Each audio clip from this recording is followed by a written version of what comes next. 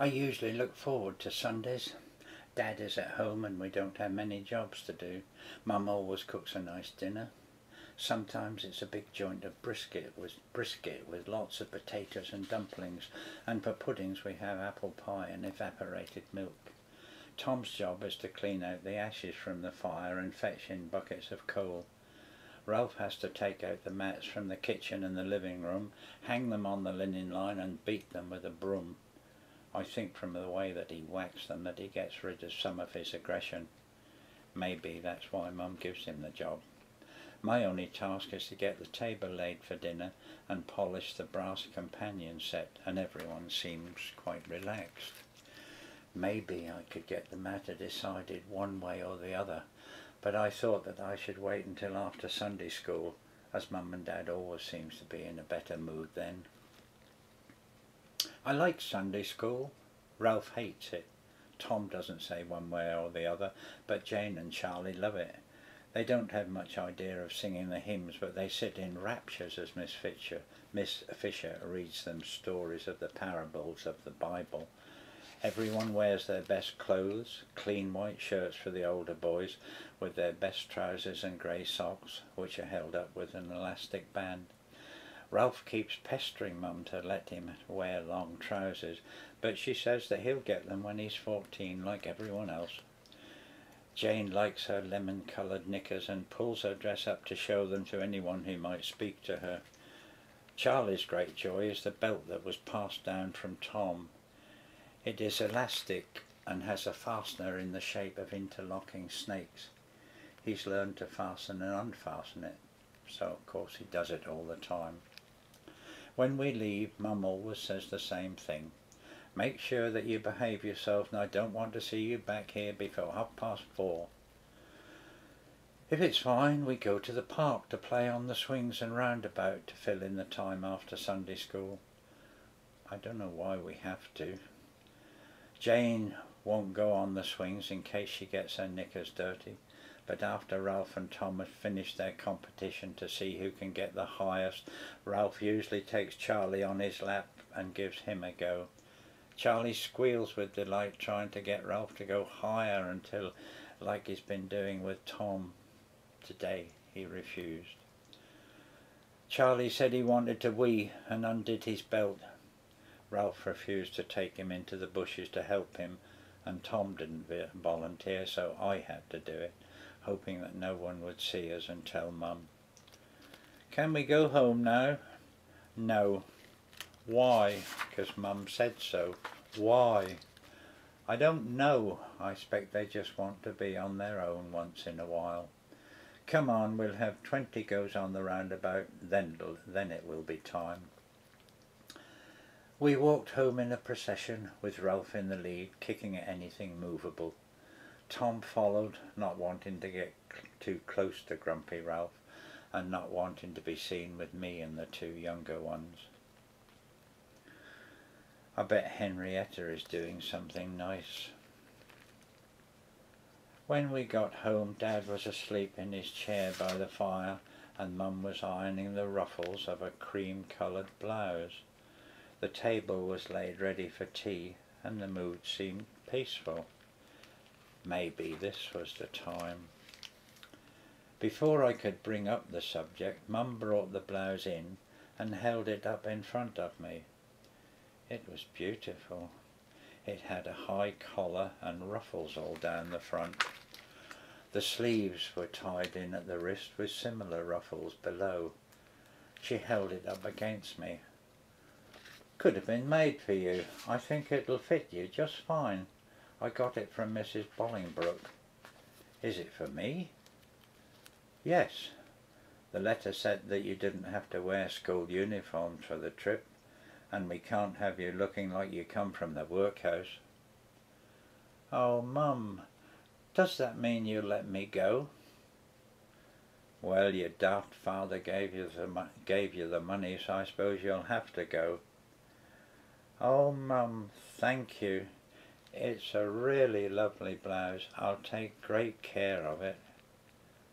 I bet it'll be better than Henrietta's.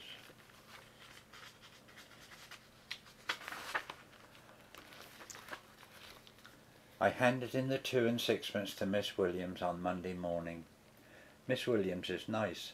She takes us for biology, and she used some of today's lesson to tell us about the trip. The trip to Whitby has been arranged, and we now have the necessary full complement of 20 girls. 15 will be from this class and the remainder from the 4th form. Mrs. Bradshaw and myself will be in charge of you and will travel with you on the bus that will leave here at 8 AM, so make sure you're here on time. It's a long journey, well over 40 miles, and the bus driver says that he thinks it will take about 2.5 hours.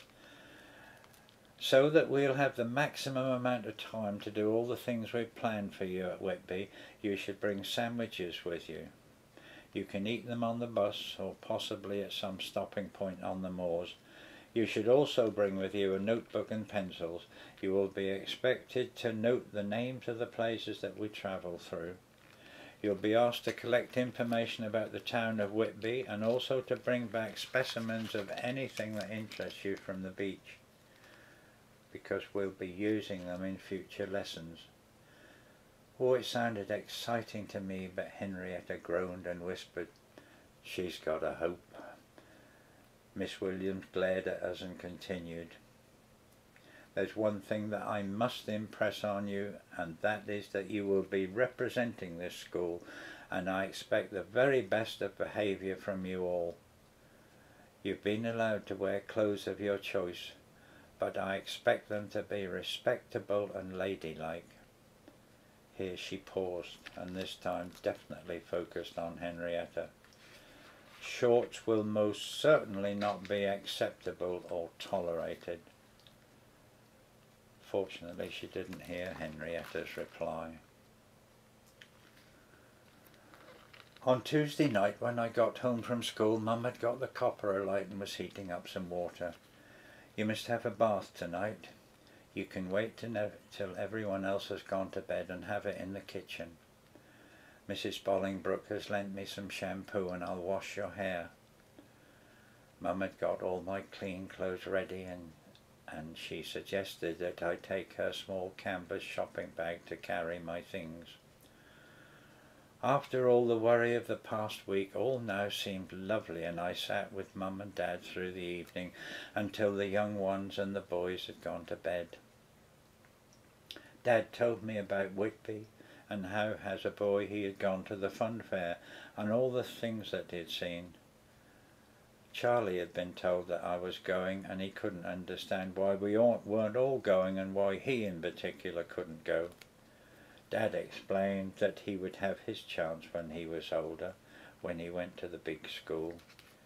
He didn't question it, but I suspected that he would keep himself from going to sleep until I came to bed and asked me all of the why questions again. The shampoo smelt of lavender. Mum rinsed my hair with warm water, and I sat in front of the fire as she dried it with the towel. "I'll give it a good brushing in the morning, so make sure that you're up in plenty of time. It'll shine lovely, and you can wear your blue headband to keep it back." No chance of me being late. I doubted that I would sleep at all. I wonder what Henrietta will be wearing.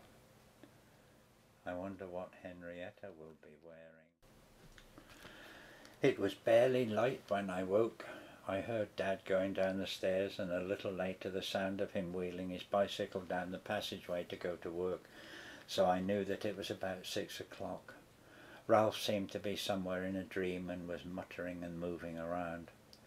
I could see the leg of Charlie hanging out of the bed, the rest of him buried beneath the bedclothes. I slipped quietly out of bed and put on my nice new clean clothes. I washed my face with cold water from the kitchen tap, and Mum brushed my hair. She checked the fastening of the buttons on my blouse and repeated the speech that she always gave any time that we went out where we might be judged by others. "Have you got a clean knickers? Have you got a clean hanky? And have you been to the lav?" I was able to assure her on all 3 points. It was time to leave. I picked up my bag containing my notebook and pencils and found that Mum had added a package. You must make sure that you have something to eat during the day. I've put you some of your favourite beef dripping sandwiches and an apple. And then she took a sixpenny piece from her purse and gave it to me. Maybe you'll be able to get a drink of some sort and enough for an ice cream. Oh, Mum, thank you, thank you. It's going to be such a wonderful day. I'll have so much to tell you when I come home. Mum just said, you better get going then or you'll be late. Maybe I would buy a drink. I guess that maybe I wouldn't buy a drink. I guess that there would be drinking fountains somewhere like we had at school, and then I could get the present that I had in mind.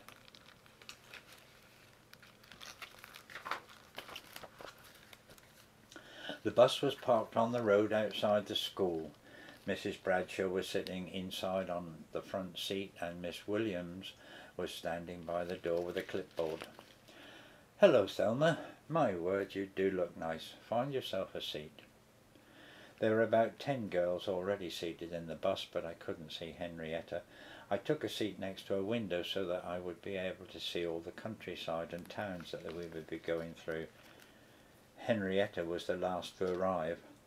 I wondered if she'd planned it. She arrived with her father driving his Austin 7 motor car. She got out of the car and her father leaned across to speak to her, but she rudely ignored him. She slammed the door and walked to the bus. She was wearing a tight cotton polo neck jumper that clearly emphasized the shape of her breasts. Althea Dobbs had taken the seat next to me, but Henrietta said that she wanted to sit there and told her to move. We left the town and the bus climbed up the hill past the pits where Dad worked, past the wood yards, and then onto a big wide road. We were on our way.